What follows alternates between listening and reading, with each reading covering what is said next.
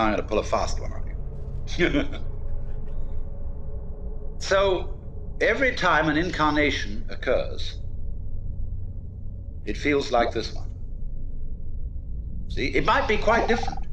We might be reincarnated in another universe as beings of an altogether different shape. Not at all like human beings.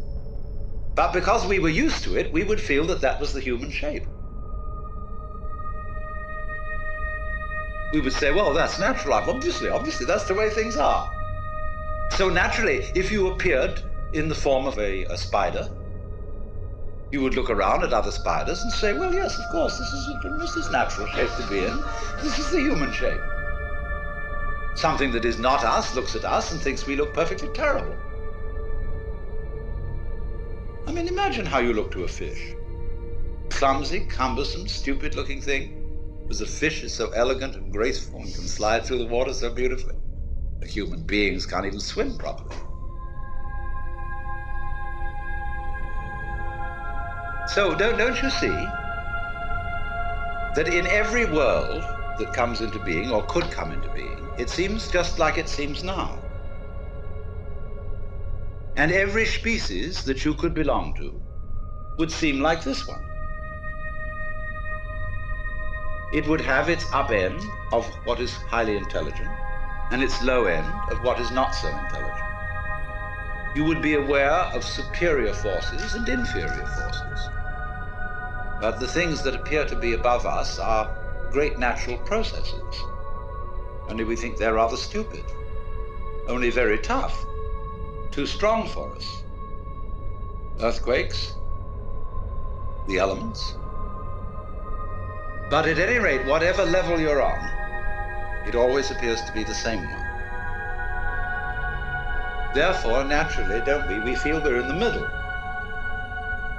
We feel, for example, with the telescope that there is a world greater than us that is infinitely greater. We feel with the microscope there's a world below us that's infinitely smaller, and we seem to stand in the middle. Anything that grows anywhere is always in the middle. It's betwixt and between. And the middle always has, therefore, extremes. It has extremes in space. As far west and as far east as you can think, as far on and as far back. And there's always a beginning, and there's always an end, just as there's a left and a right.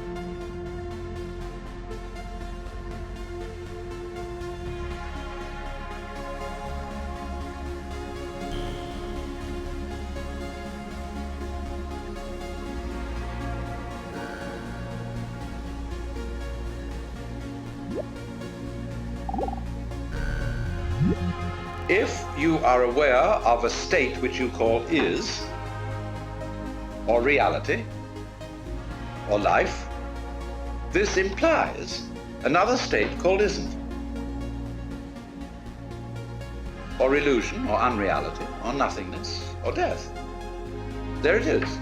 You can't know one without the other. And so as to make life poignant,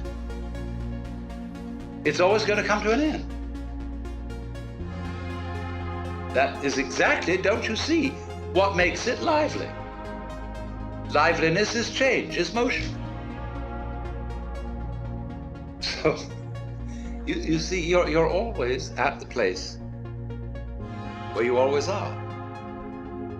And you think, wowee, a little further on, we'll get that thing. I hope we don't go further down so that we lose what we already have.